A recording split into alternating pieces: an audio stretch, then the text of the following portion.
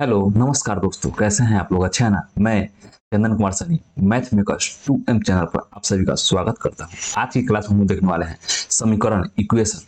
Equation क्या होता है, इक्वेशन कितने प्रकार के होते हैं, इक्वेशन का हल कैसे निकालते हैं, इक्वेशन को हल करने के लिए शर्त क्या क्या होता है, समझे।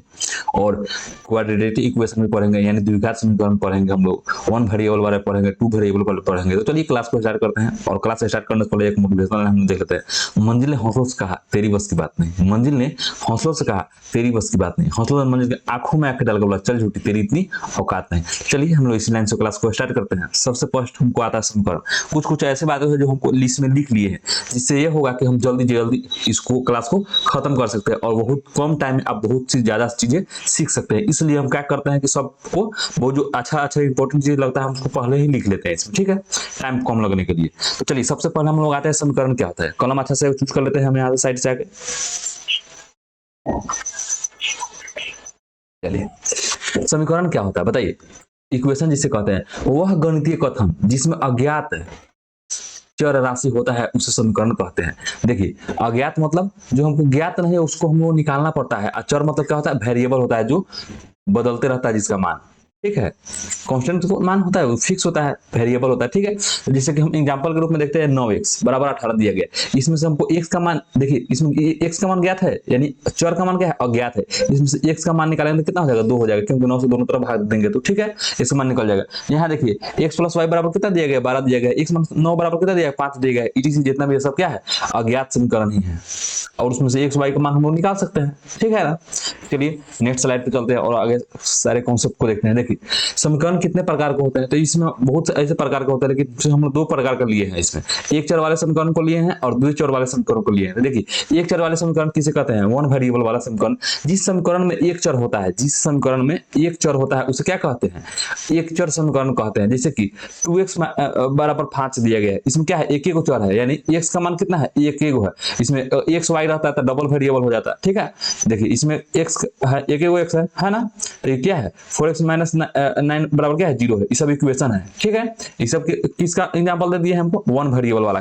देखिए वही टू वेरिएबल वाला किस तरह आपको दिया गया है। द्विचर समीकरण किसे कहते हैं, टू वेरिएबल वाला। जिस समीकरण में 2 चर राशि हो, कितने हो, 2 चर राशि हो, उसे क्या कहते हैं, द्विचर समीकरण कहते हैं। द्विचर समीकरण कहता है, जैसे x प्लस वाई, एगो एगो ई चर हो जाएगा, एगो ई चर हो जाएगा, ठीक है। तो द्विचर समीकरण हो गया। जैसे कि x माइनस 8 बराबर y दिया गया है, ये भी क्या है, 2 चर, एगो इधर है एगो इधर है, दोनों को दोनों कितना हो गया, 2 चर हो गया।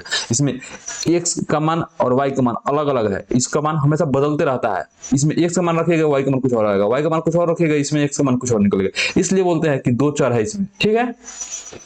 2 चर वाले समीकरण को हल करने के लिए कम से कम 2 इक्वेशन हो, तभी इसको हम सॉल्व कर सकते हैं। चलिए आगे ये सब बताएंगे हम आपको। चलिए समीकरण का हल होने के लिए शर्त क्या क्या है।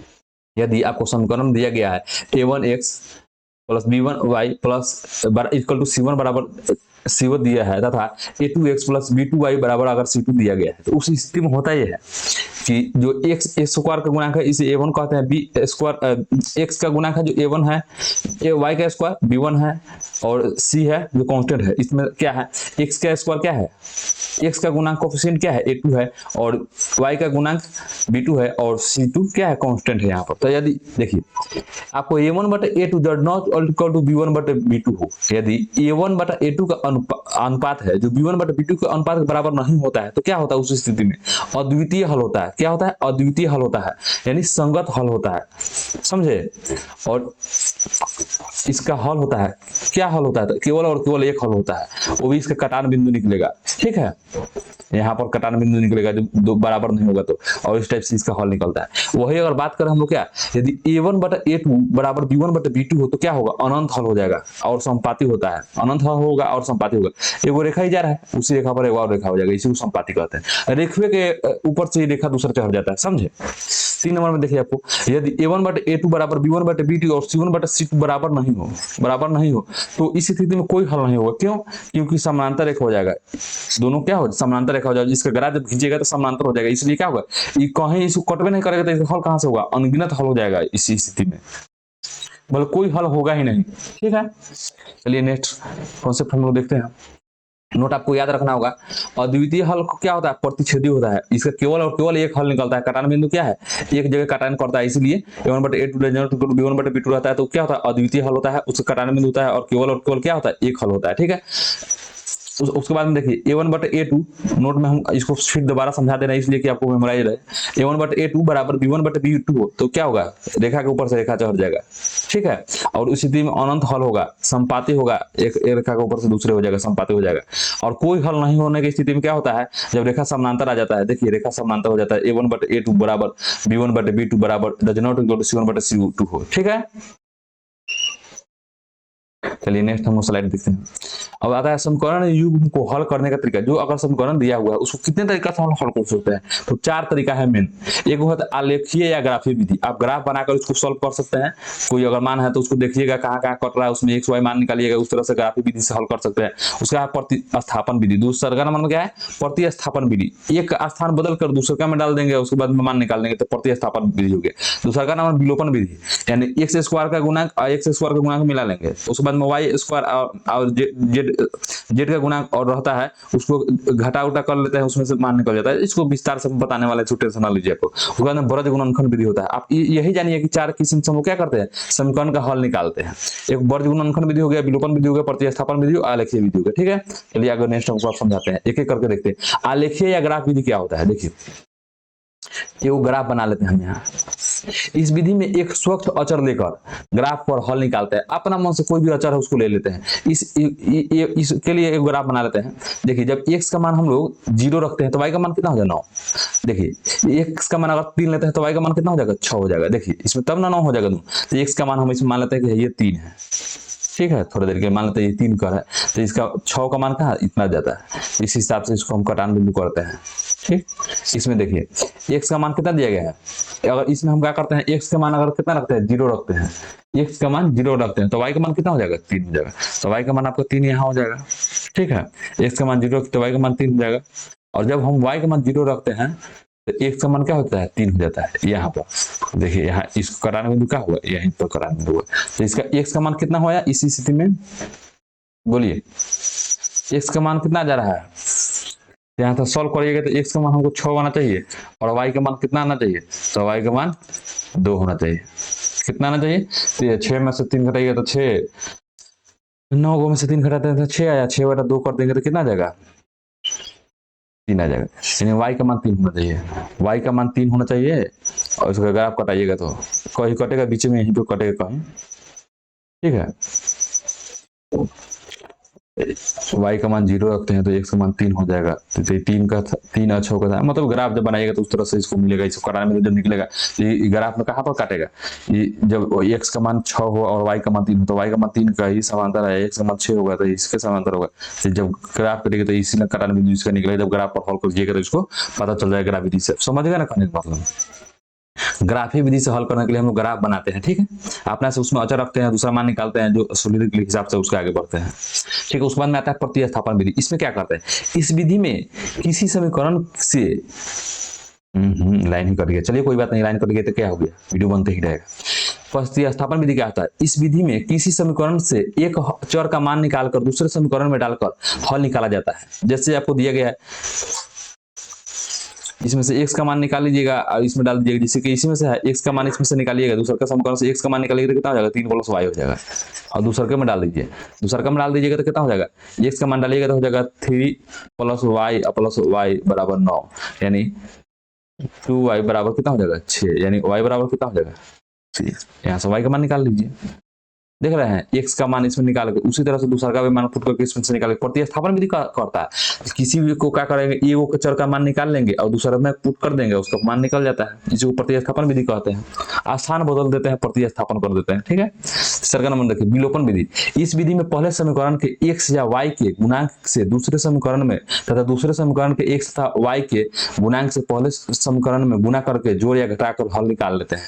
यदि चिन्ह समान चिन्ह होता है तो क्या करते हैं, घटा देते हैं, जोड़ देते हैं। समान चिन्ह होता है तो क्या घटाते हैं, यदि असमान होता है तो क्या जोड़ते हैं। देखिए यहाँ पर एग्जांपल देखिए, एग्जांपल से बहुत अच्छा समझ में आ जाएगा आपको। जैसे 2x + 3y बराबर 18 लिए हैं और 2x + 6y बराबर कितना लिए हैं 24 लिए हैं। तो देखिए इसको क्या करते हैं, 2 से ऊपर नीचे गुना कर देते हैं। इस इक्वेशन में दोनों तरफ गुना कर देते हैं तो कितना जाएगा 4x प्लस 3y बराबर कितना हो जाएगा 6y, 2 से गुना करना है 6y बराबर कितना हो जाएगा 36 हो जाएगा। और उसको देखिए 2x प्लस 6y और बराबर कितना हो जाएगा 24 तो है, इसको घटा लीजिए, इससे ही कट गया, जोड़ दे, दोनों को समान आया था इसलिए दोनों को क्या कीजिए घटा दिए। समान चीज होने पर क्या करते हैं घटाते हैं, देखिए दोनों समान था इसलिए घटा दिए तो कितना आ जाएगा 2x और बराबर कितना हो जाएगा 12, यानी x बराबर कितना हो जाएगा 6 हो जाएगा ना। और वही असमान रहता है अलग अलग रहता है तो इसको क्या करते हैं हम लोग बोलिए जोड़ देते हैं। अगर माइनस यहाँ माइनस रहता है यहाँ प्लस रहता है सिंपल जोड़ देते हैं आंसर हमको निकल जाता है। ठीक है चलिए इसको देखिए ब्रज गुणनखंड विधि क्या कहता है। यदि a1x plus b1y plus c1 बराबर 0 दिया गया हो इक्वेशन, दोनों को क्या करते हैं सबसे पहले तो सबको माइनस में इधर बाएं तरफ लाते हैं, सबको इक्वेशन में जितना भी रहता है उसको 0 के बराबर करते हैं। उसी तरह a2x plus b2y plus c2 बराबर कितना है 0 है, तो इसमें x का मान निकालेंगे तो क्या करेंगे x का मान हमको निकाला है, x का मान, तो इधर हमको तो ध्यान नहीं देंगे, ठीक है इधर ही ध्यान देना है। अब क्या करेंगे b1 minus b1 into c2 करेंगे, b1 इंटू c2 करेंगे, देखिए इसको गुना करेंगे और इसका गुणा करेंगे, ब्रज गुणनखंड विधि, इसका गुणा करेंगे और उसके बाद में क्या करेंगे इसको गुना करके तो यहाँ लिख दिए, फिर इसको और इसको गुना करके यहाँ लिख दिए और बाटा में क्या करेंगे इसको गुना करेंगे माइनस इसको गुना कर देंगे लिख देंगे। ठीक है यहाँ x का मान निकल जाएगा। ठीक है ब्रज गुणनखंड विधि में। उसके बाद में देखिए y का मान निकालने के लिए क्या करेंगे, y का मान निकालना होगा तो क्या करेंगे y पर ध्यान दीजिए, y पर ध्यान छोड़ दीजिए और x पर ध्यान दीजिए। अब फिर इसको गुना करेंगे, फिर इसको गुना करेंगे, इसके कोफिशिएंट को a2c1 फिर इसको गुना करेंगे, इससे इसको गुना करेंगे। ठीक है कितना हो जाएगा इससे इसको गुना कीजिएगा तो a1c2 अब बाटा कितना हो जाएगा a1b2, फिर इसको ही गुना कीजिए, फिर इसको बस कोफिशिएंट गुना कीजिएगा तो इसका a1 b2 minus a2 b1 आ जाएगा, ये आंसर हो जाएगा। एग्जांपल से देख लीजिए आप जो क्वेश्चन आपको पीछे दिया गया इसी को हम लोग लिखते हैं 2x प्लस 3y बराबर 18 दिया गया है, क्या 2x प्लस 3y माइनस 18 बराबर 0 दिया गया। दूसरा का क्या दिया गया है इक्वेशन 2x प्लस 6y बराबर 24 दिया गया, 2x प्लस 3y बराबर कितना दिया गया है 24 दिया गया, तो इसको माइनस में कर लेते हैं। अब इसको हल करेंगे हम लोग, क्या करेंगे तो x बराबर हमको निकालना है, x बराबर कितना लिखेंगे बोलिए, यहाँ अच्छा सा पेन ले लेते हैं। ठीक है अब देखिए x का मान निकालना है तो हमको y पर ध्यान देंगे, इसको करेंगे गुना, पहले 24 दिया बोलिए 72 तो माइनस 72 आ जाएगा। ठीक है और फिर इसको गुना करेंगे तो 18 3 54, लेकिन इसको गुना किए तो कितना आया माइनस में आया 54, लेकिन हम इसको माइनस से वो रहेगा ही, एगो माइनस 54 आ गया, माइनस 54 आ गया। ठीक है बाटा, अब इससे इसको गुना करेंगे 3 दूनी 6, इसको गुना करेंगे 6, इसको गलती लग रहा है क्वेश्चन 6 है, दूसरा का बोला 6 है, यहाँ पर क्या है 6 है, तो क्वेश्चन गड़बड़ा गया ना, कोई बात नहीं थोड़ा सा मिटा लेते हैं इसको। चलिए यहाँ देखिए अच्छे है यहाँ पर, तो इससे सबसे पहले इसको गुना करेंगे माइनस 72 आ जाएगा, 18 छक कितना होता है 18 तो 90, 18 छक 108 होता है ना, प्लस में 108 हो गया। ठीक है अब बाटा करेंगे, इसको 6 दूनी 12 में से 6 घटा लेंगे तो कितना हो जाएगा 12 में से 6 गया कितना हो जाएगा 12 माइनस 6 यानी 6 आ जाएगा, यानी ऊपर घटाइए 72 को घटा लीजिएगा तो कितना आ जाएगा 36 को 36, अब बटा 6 आ जाएगा तो कितना आ जाएगा 6, x का मान आपको निकल गया। उसी तरह y का मान अगर निकालना होगा तो आपको क्या कीजिएगा, y का मान निकालना होगा तो सबसे पहले क्या कीजिएगा, देखिए अब क्या कीजिएगा y का मान निकालने के लिए आपको इससे इसमें गुणा कीजिएगा, इससे इसमें गुणा कीजिएगा, y का मान निकालना इसको छोड़िए देना होगा, y को छोड़ देना होगा। अब x से मतलब रखिए, इससे इसमें गुणा करेंगे और माइनस इससे इसमें गुणा करेंगे, समझे लाइन में आगे कोई अच्छा हो गया क्या, तो इससे इसमें गुणा करते 18 दूना 36, 18 दूना 36, 24 दूना 48, 48 में से 36 गया कितना हो जाएगा 12 को, और बाटा इससे अब इसमें गुणा करेंगे 6 दूनी 12 माइनस 6 कितना हो गया 6, यानी x y का मान कितना हो 2 हो गया। आपका आंसर ब्रज गुणनखंड विधि भाई आपको क्या होगा समझ में आ गया होगा। इस तरह से मेथड का उपयोग करके बहुत सारे हम क्वेश्चन क्या करते हैं सॉल्व करते हैं।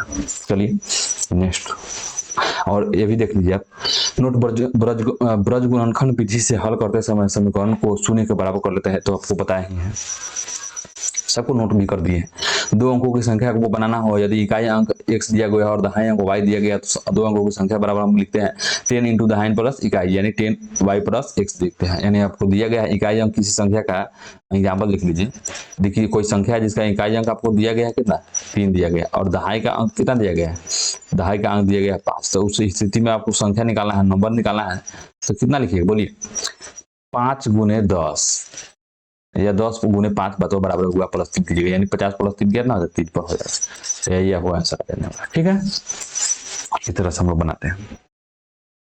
अब 3 अंकों को जब संख्या दिया गया है, यदि इकाई अंक x हो, दहाई अंक y हो तथा सैकड़ा का अंक z हो, तो उस स्थिति में संख्या बराबर क्या करते हैं 1000 z होता है प्लस में 10y प्लस z होता है। जैसे देख मान लीजिए यहाँ आपको दिया गया है x बराबर इकाई अंक आपको दिया, इकाई अंक आपको कितना दिया है 5 दिया है, दहाई अंक आपको बात करें तो कितना दिया गया 6 दिया है, और वाला सैकड़ा वाला जो अंक है आपको जो दिया गया कितना मान लेते हैं कि 7 दिया गया। तो उस हिसाब से आपको नहीं होगा।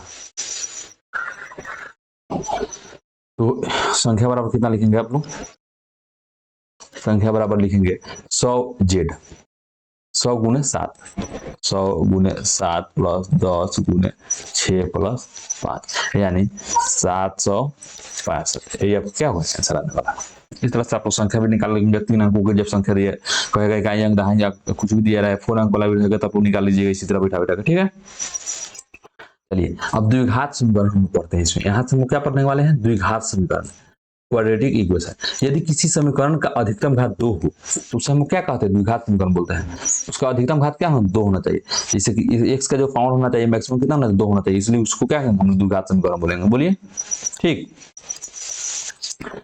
इसका स्टैंडर्ड रूप की बात करें हम लोग तो कितना होता है ax square plus bx plus c बराबर कितना होता है 0 होता है। ठीक है, चलिए नेक्स्ट हम लोग देखते हैं विवेचक किसे कहते हैं। विवेचक या विविक्तर भी बोलते हैं। इसका संकेत क्या होता है d होता है, या इसको डेल्टा से हम लोग डिनोट करते हैं। इसका मान का है तो कितना होता है b स्क्वायर माइनस 4ac होता है, अर्थात हम लोग बोल सकते हैं कि d बराबर कितना होता है b स्क्वायर माइनस 4ac होता है।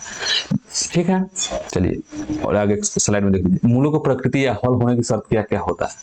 तो हम लोग तो जानते हैं कि d बराबर क्या होता है b स्क्वायर माइनस 4ac होता है, लेकिन जब d ग्रेटर देन 0 आ जाए, d जब मूल निकालिएगा और उसका मान अगर 0 से 12 आ जाता है तो उस स्थिति में हम बोलते हैं क्या मूल होगा जो वास्तविक होगा यानी रियल होगा, और क्या होगा अनइक्वल होगा यानी असमान होगा। दोनों अलग अलग मूल निकलेगा और वास्तविक निकलेगा। समझ में आया, वास्तविक मतलब जानते हैं रियल नंबर आता है जो संख्या को दर्शाता है, और वही अगर लेस देन 0 होता है, d का मान लेस देन 0 होता है तब मूल क्या होता है उस स्थिति में काल्पनिक हो जाता है, इरेशनल हो जाता है।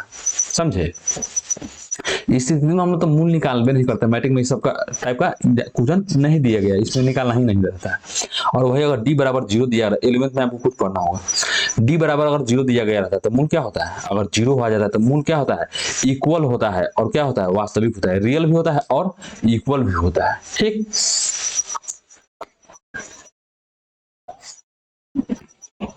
अभी द्विघात समीकरण हल कौन कौन विधि से हम लोग हल कर सकते हैं। द्विघात समीकरण है उसका हल हम कौन कौन विधि से हल कर सकते हैं बोलिए। एक होता है गुणनखंड विधि होता है, उससे भी हम लोग हल निकाल सकते हैं। और एक होता है द्विघात समीकरण सूत्र, या इसे श्रीधराचार्य के नियम बोलते हैं, श्रीधराचार्य ना, उनके द्वारा नियम दिया गया, उनके द्वारा द्विघात समीकरण का नियम दिया गया। जो कितना बराबर कितना रहता है द्विघात समीकरण, मूल बराबर लिखते हैं हम लोग, यानी x बराबर लिखते हैं हम लोग minus b plus minus under root d, इसी के बराबर d बराबर लिखना दीजिए b स्क्वायर माइनस 4ac बटा 2 है। ठीक है, यही आपका फॉर्मूला होता है। ठीक, चलिए नेक्स्ट हम आपको समझाते हैं। गुणनखंड विधि से अगर हल निकालना रहता है तो उसमें क्या करते हैं, इस विधि में पहले और अंतिम पद को गुणा करके गुणनफल को मध्य पद के योग या अंतर के रूप में लिखकर हल करते हैं। जैसे इससे इसको गुना करेंगे सबसे पहले तो कितना हो जाएगा 10x स्क्वायर। ठीक, अब इसको दो भागों में इसके गुणनफल को मध्य भाग को दो भागों में अंतर करेंगे, इसको दो भागों में तोड़ेंगे, f 7x आना चाहिए। इसको जब जोड़े तो क्या होना चाहिए 7x आना चाहिए, दो भागों में तोड़ेंगे, यानी लिखेंगे 2x इंटू 5x। जब दोनों को जोड़ेंगे तो कितना आ जाएगा 7x आ जाएगा। तो हम इसको बोल सकते हैं, इस तरह भी लिख सकते हैं कि x स्क्वायर, ठीक है, plus 2x plus 5x plus 10 बराबर कितना हो जाएगा 0। अब मूल निकालने के लिए क्या करते हैं हम लोग, 0 को बराबर करते ही हैं, ठीक है। इक्वेशन है, यानी इक्वेशन किसके बराबर होना चाहिए, कोई भी इक्वेशन उसको 0 के बराबर करके इसको हल करता है, ठीक है। यानी इसमें अब x कॉमन लेंगे तो x प्लस कितना हो जाएगा 2 हो जाएगा, और इसमें अगर हम 5 कॉमन ले रहे हैं तो कितना हो जाएगा 2x प्लस 2 हो जाएगा बराबर 0। यानी x प्लस 2 और x प्लस 5 बराबर क्या हो जाएगा 0 हो जाएगा। जब हम क्या करेंगे, जब हम करेंगे x प्लस 2 बराबर 0 करते हैं तो x बराबर कितना हो जाएगा -2 हो जाएगा, ठीक है। और जब वही हम करेंगे कि x प्लस 5 बराबर 0 करेंगे तो यहाँ से x बराबर कितना हो जाएगा -5 हो जाएगा। देखिए इसका निकाल लिया ना गुणनखंड, हम लोग 2 गुणनखंड निकाल लिए हैं इसका, ठीक। x स्क्वायर है, x स्क्वायर है, इसीलिए इसका कितना मान निकाला है 2 मान निकाला है। अगर x क्यों रहता तो इसका 3 मान निकालते हैं हम लोग, दूसरी विधि से निकालेंगे, ठीक है। 3 1 रहता, एक ही हल निकलता है, ठीक है। चलिए द्विघात समीकरण सूत्र या सीधी धारा 4 के नियम क्या कहलाता है ना, इसे कहते हैं इसी से। जब द्विघात बहुपद का हल गुणनखंड द्वारा संभव नहीं होता है, जब किसी भी द्विघात समीकरण का हल जो गुणनखंड से पहले निकाल लिया, लेकिन जब गुणनखंड द्वारा नहीं निकलता है तो हम लोग इस स्थिति में क्या करते हैं कि इस फॉर्मूला का उपयोग करते हैं, सीधे द्विघात समीकरण का सूत्र बोलते हैं, इसी से हम लोग निकालते हैं। अल्फा बीटा का मान कैसे निकलता है, ये अल्फा बीटा 2 x का मान निकला है, ठीक है। अल्फा बीटा क्या कहते हैं, x का 2 मान, यानी minus B plus minus under root B square minus 4ac लिखते हैं। अब बटा क्या लिखते हैं 2 लिखते हैं। ये तो आपका द्विघात समीकरण का स्टैंडर्ड फॉर्म दिया गया है, जैसे कि आपको मान लेते हैं आपको दिया गया है, पिछले वाला क्वेश्चन को इसमें डाल देते हैं। कितना था पिछले वाला question, x square plus 7x plus 10 दिया गया था, इसको कहा गया है आपसे क्या कीजिए इसका मान निकालिए। तो हम लोग इसका मूल निकालेंगे तो कैसे निकलेगा, यानी अल्फा और बीटा का मान निकलता है, अल्फा बीटा का मान है बोलिए माइनस बी यानी -7 plus minus under root B square मतलब 7 से 49 माइनस 4ac की जगह तो क्या हो जाएगा, एक जगह पर एक से गुना क्या है 1 है ना, कुछ तो क्या है 1 है, यानी 4 इंटू 1 इंटू आपको सी का मान कितना दिया है 10 दिया गया है, और बटा कितना लिखिएगा 2 लिखिएगा, बटा 2 लिखिए, 2 का 1 ही है। तो यहाँ कितना हो जाएगा -7 प्लस माइनस कितना हो जाएगा 49 को 40 को घटा दीजिएगा, 40 को घटा दीजिएगा तो कितना हो जाएगा 9 का अंदर रूट कीजिएगा तो कितना हो जाएगा 3 प्लस माइनस यहाँ 3 होगा बटा 2। यानी जब x का मान एगो कितना निकलेगा, जब दोनों को माइनस ले लीजिए तो -5, एगो को माइनस एगो को प्लस लिख लीजिएगा तो दोनों का 7 प्लस 3 की जगह -4 और -4 और बटा 2 की जगह कितना आ जाएगा 2 आ जाएगा, यानी -5 और -2 आया आपका, ठीक है।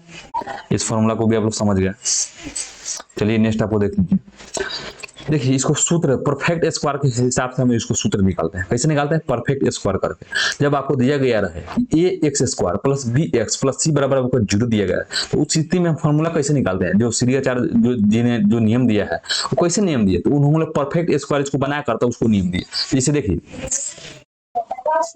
इसको हम लोग क्या करेंगे, सबसे पहले तो a से क्या करेंगे, इसका x स्क्वायर का जो कोफिशिएंट है उसको इससे भाग दे देंगे, यानी अब लिखेंगे x square plus bx by a, या इस तरह भी हम लोग लिख सकते हैं इसको,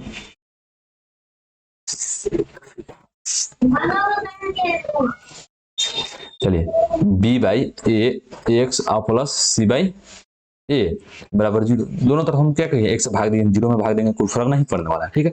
या अब इसको परफेक्ट स्क्वायर बनाने के x स्क्वायर और प्लस 2 तो अपना से लिखेंगे, फॉर्मूला में आता है 2ab by b by 2a 2x x है तो x तो यहाँ दीजिएगा ही, ठीक है। तो x यहाँ वाला यहाँ चला आया, इसमें 2 एगो भागा दिए हैं अपना मन से ना, इसमें देखिए इसमें 2 से गुना किए इसलिए 2 से भाग दिए तो यही रह गया हमको, तो 2a भी हो गया। और प्लस में क्या करेंगे b बटा 2a इसका स्क्वायर कर देंगे, ठीक है।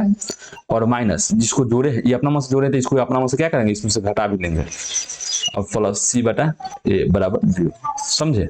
अब इसको परफेक्ट स्क्वायर हो गया यहाँ से आगे, यानी अब x प्लस b बटा 2a का होल स्क्वायर हो गया, ठीक है। और माइनस कितना हो गया बोलिए, माइनस ई वाला हो जाएगा b स्क्वायर बटा 4a square 4a square plus सी बटा ए बराबर 0। अब देखिए दोनों तरफ इसको ले लीजिए, सॉल्व कर लीजिए, यानी हम इसको लिख सकते हैं कि x plus B by 2a बराबर लिख सकते हैं, इसका स्क्वायर में है तो हम लोग लिखेंगे इसको क्या, इसको बटा बटा जोड़ लेंगे दाहिना तरफ लेके सबको 4a स्क्वायर ले लेंगे, ठीक है। अब 4a स्क्वायर ले लेंगे तो इसमें c है, ठीक है। तो इसको क्या करेंगे हम लोग, लिखेंगे यहाँ पर बी स्क्वायर माइनस 4ac। कैसे, क्योंकि इससे इसको भाग दे देंगे तो कितना हो जाएगा, माइनस है तो उधर तक इस सबको माइनस जितना भी है चीज को इसको हम लोग प्लस के इधर ले रहे हैं, समझिए। इस लाइन को मिटाते हैं और दाहिने तरफ लिखते हैं, तब जो आपको अब समझ में आएगा। इसको यहाँ से मिटाते हैं, इस सबको दाहिना तरफ हम लोग लिखते हैं, जगह नहीं है इसलिए। चलिए, यानी अब बराबर में लिखेंगे हम लोग, क्या लिखेंगे, ये माइनस में था इसलिए प्लस में करेंगे, यानी बी स्क्वायर बटा 4a स्क्वायर और माइनस सी बटा ए। अब तो समझ में आ रहा होगा ना, ठीक है।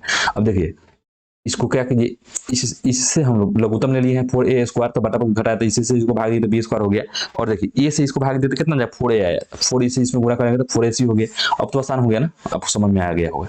अब लिखेंगे हम लोग x plus B by 2a बराबर कितना हो जाएगा, तो हो जाएगा under root B square minus 4ac बटा 4a स्क्वायर। यानी हम इसको भी हम लोग लिख सकते हैं कि x बराबर plus minus B by 2a, और यहाँ पर लिखेंगे हम लोग इसको, यहाँ तो अंडर रूट निकाले तो प्लस माइनस देना जरूरी है, ठीक है। इसलिए हम लोग यहाँ लिखेंगे प्लस माइनस क्या लिखेंगे, under root B square minus 4ac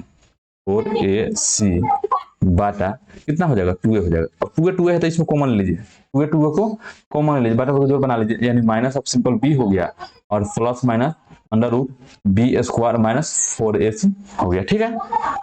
अब ये भी आपको एस का मान निकाल लिया, यही क्या है CHR नियम, यानी एस का 2 मान निकलेगा यहाँ से, तो उसी को हम लोग क्या करेंगे अल्फा बीटा पे बोलेंगे, एस के जो 2 मान निकलेगा उसी को अल्फा बीटा बोलेंगे, ठीक है।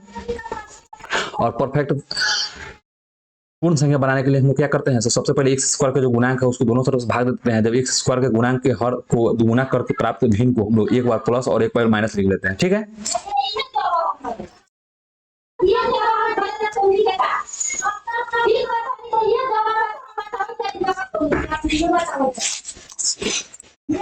चलिए ये फॉर्मूला हमको प्रूव करना है, अल्फा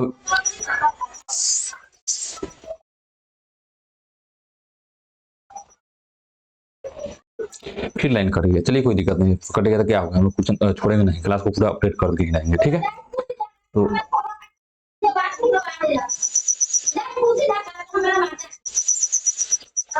यहाँ तो इतना ना हल्ला हो रहा है, क्या करें हम आपको।